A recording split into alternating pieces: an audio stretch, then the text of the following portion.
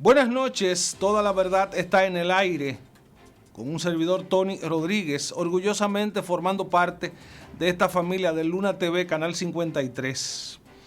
Oigan lo que voy a decir, hay gente que está todavía parada en el tiempo, en marzo del 2020, cuando se anunció la pandemia, cuando mucha gente dejó todo lo que estaba haciendo, dejaron la escolaridad, dejaron el trabajo, hay quienes dejaron hasta la pareja o la amante o la novia. O sea, fue un despegue total, porque con la incertidumbre que se sembró, que llegó una señora desde Italia y comenzó a propagar el virus en San Francisco de Macorís, y otro también llegó de Italia, y en la zona de Boca Chica, Juan Dolio, comenzó también a expandir el virus y lo internaron en el hospital de las Fuerzas Armadas. Todo eso ocurrió y hay gente que se quedó detenida en el tiempo, porque por desconocimiento la humanidad, la primera opción que tuvo fue resguardarse, quedarse en casa. Ahí se creó la consigna: quédate en casa, llénate de miedo, quédate en casa, deja todo lo que haces y quédate en casa. El gobierno entonces comenzó a tomar dinero prestado, fondos de la seguridad social, préstamos internacionales, para programas sociales, asistencia social, por dos razones. Primero, porque en marzo del 20 se estaba en campaña electoral, porque habían unas elecciones fijadas para abril y otras elecciones fijadas para mayo. Ustedes recordarán. La segunda razón es porque si usted le dice a un ciudadano quédate en casa, es porque usted le va a mandar la comida a domicilio, usted lo va a subsidiar. Y se desparramaron entonces los programas sociales, el fase 1, fase 2, el PATI y todo lo demás. El gobierno pensó, el PLD, que iba a ganar las elecciones con esto. Tenía un candidato dadivoso que hasta daba bolas en aviones, mandaba a buscar a personas que estaban varados en algún lugar y los trasladaban a su lugar natal, a su lugar de residencia. Todo eso pasó a partir de marzo, pero pasó la elección de abril, se suspendieron las elecciones de mayo, después se fijaron para julio y el pueblo acudió de forma inesperada a votar masivamente, porque lo que se esperaba también eran unas elecciones con una baja concurrencia. Sin embargo, ocurrió lo que ocurrió. Masivamente la clase media, la clase baja, la clase alta, con mascarillas, con distanciamiento, acudió a votar y hubo un resultado electoral. Ganó el candidato de la oposición, el que encabezaba las encuestas, ganó Luis Abinader. Bueno, pues a arreglar cuentas, a borrar algunos informes, a maquillar auditorías y a cuadrar inesperadamente cosas que no se esperaban, porque el PLD juraba que iba a mantenerse en el poder hasta el 44. Ellos fijaron un guión con Leonel Fernández a la cabeza de que iban a permanecer 44 años en el poder, 1996-2044, con un ligero periodo de Hipólito Mejía de 4 años. El destino trajo otra cosa. El destino sacó al PLD del poder, hoy tiene preso a por lo menos un hermano del expresidente Danilo Medina, otra con una medida cautelar y otros con expedientes ahí en la mirilla. Más de 500 expedientes en la Procuraduría General de la República que apuntan en mayoría a exfuncionarios, a dirigentes del Partido de la Liberación Dominicana que, como tuvieron una permanencia dilatada en el poder, a algunos se les fue la mano, porque hay mucha gente seria, honesta, ética en el PLD y se puede hasta mencionar nombres.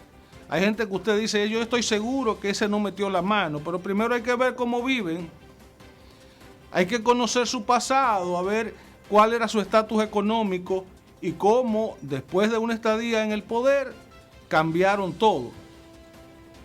Hay gente que ni soñaba montarse en un avión y terminó con aviones propios.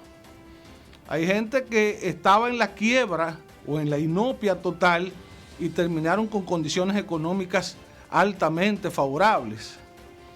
Se convirtieron algunos en empresarios prósperos, en inversionistas, en tenedores de acciones en empresas, en ahorrantes en bancos extranjeros. Y todo eso está ahí. Algunos a la vista, otros no tan a la vista, pero se está investigando.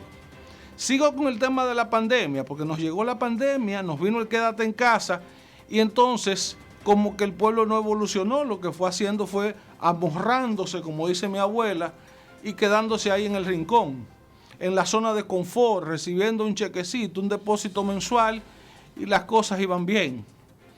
Vino el cambio de gobierno, los programas sociales se mantuvieron hasta que hubo un giro, un drástico cambio de medidas sociales. Vamos a desmontar los subsidios porque esto de estar regalando dinero que el Estado está tomando prestado no es lo conveniente. Vamos a invertir para que las empresas generen empleo, vamos a invertir para que el Estado sea un generador de puestos de trabajo, vamos a invertir para que la economía se mueva.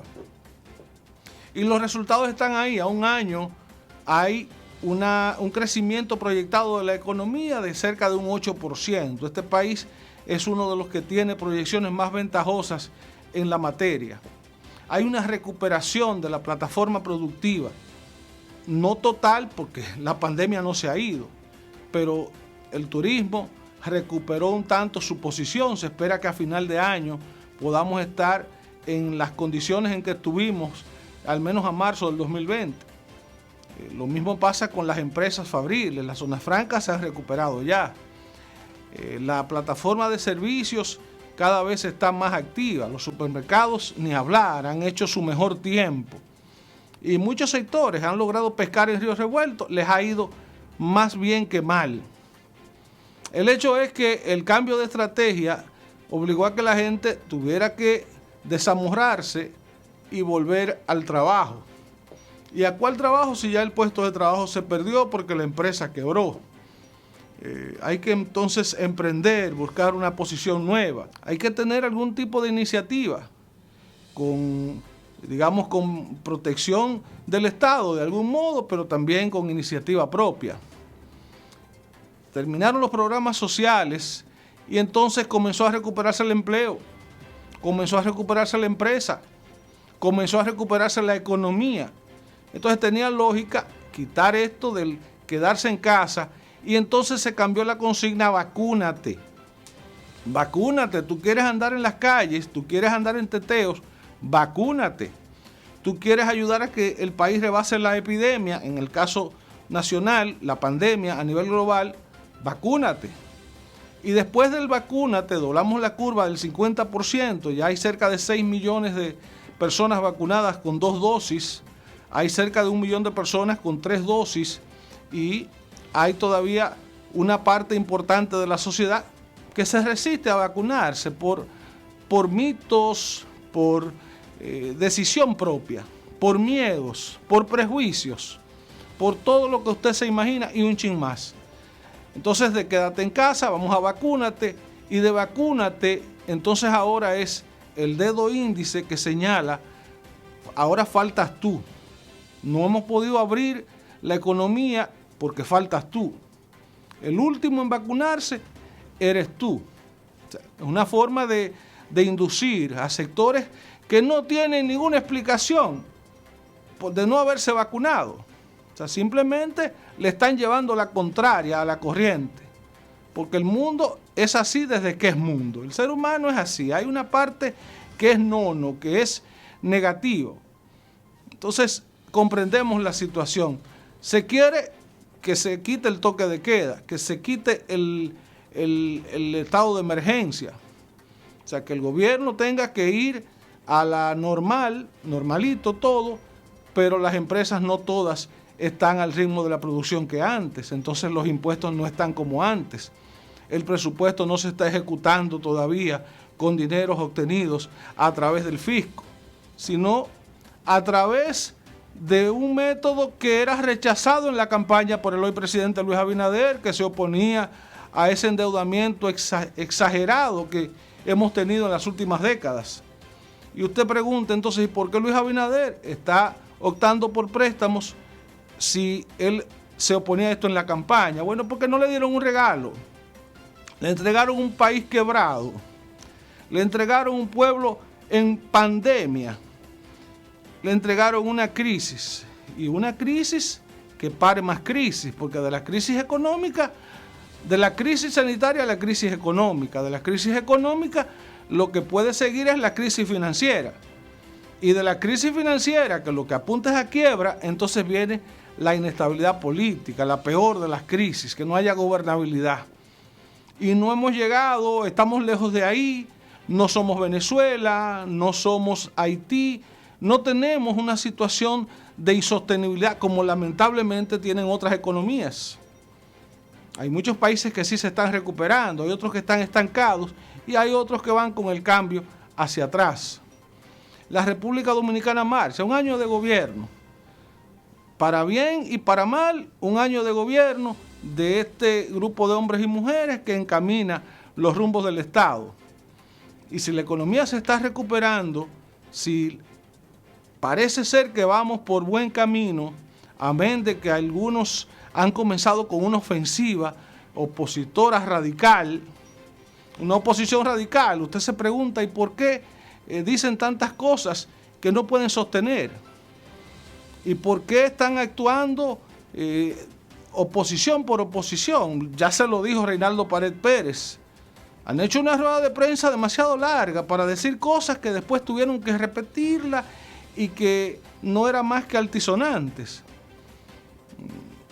El estado de inconformidad siempre va a existir, y más en una sociedad con tantas deudas sociales, emocionales, con tantos resentimientos como esta, y con tantos espejismos en esta época en que el desarrollo es para unos y para otros es simplemente un espejo.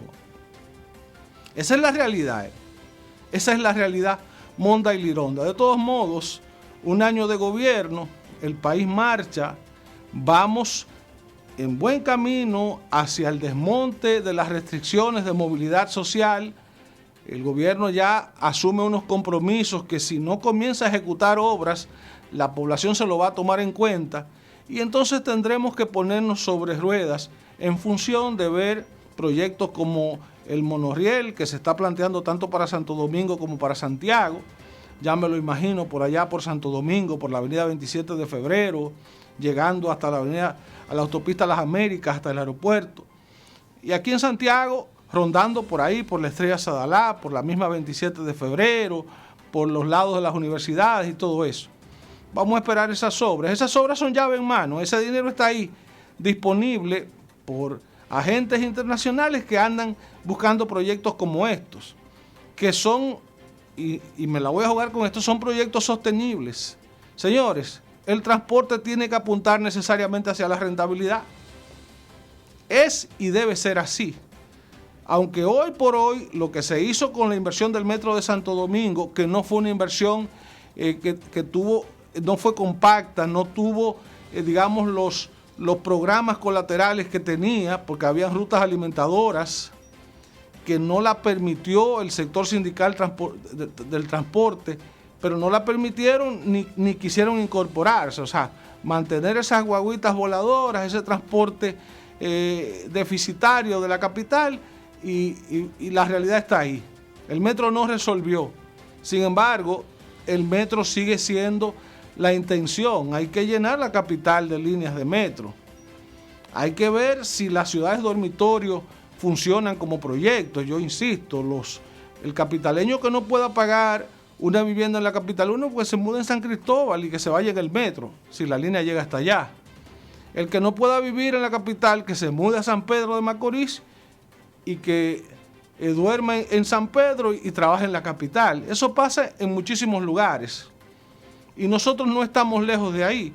En Santiago, yo digo, bueno, Villa González, La Canela, Tamboril, hay lugares donde el pobre, el que gana menos, puede vivir con una renta baja y trabajar en los centros de producción, donde se mueve más el dinero. Esa es sencillamente la historia que hay con esto. Hay muchos problemas colaterales a esto. Tenemos una situación ahora con la producción porcina. Hay un virus, hay una fiebre en el ambiente. Vamos a ver lo que está pasando. El Ministerio de Agricultura está saldando con propietarios de cerdos, los cerdos, digamos, de crianza individual, de crianza doméstica, y con eso se está evitando que la fiebre llegue hasta las granjas porcinas organizadas, que sí son los que suplen la producción cárnica de ese renglón del cerdo. Entonces se está trabajando de manera preventiva. Vamos a ver las autoridades de agricultura entregando los cheques, los fondos que tienen que ver con el saldo a los cerdos que lamentablemente están siendo sacrificados. El Banco Agrícola pagándole a 42 productores la suma de 8.433.000. Y esta mañana en Montecristi estamos pagándole a 91 productores la suma de 8.847.360 pesos. Y hoy, 2:30 de la tarde, el presidente de la República, Luis Rodolfo Abinader Corona, a través del Invercruz, ministro de Agricultura, Fernando Durán, director nacional del Banco Agrícola, y Giovanni de Ganadería, está pagándole 12.970.320 pesos a 62 productores que le fueron sacrificados sus cerdos. No son promesas, son hechos. Y cuando un presidente detrás de su palabra pone los hechos, es un presidente que merece respeto. Ahora son las personas, los productores, desde que los cerdos presentan síntomas en Cotuí, ya no hay que ir a pelear con los productores. Los productores llaman a ganadería, llaman a agricultura y tienen la confianza de que le sacrifican su cerdo porque son como Santo Tomás. Ver para creer. Y el presidente Abinader, el ministro de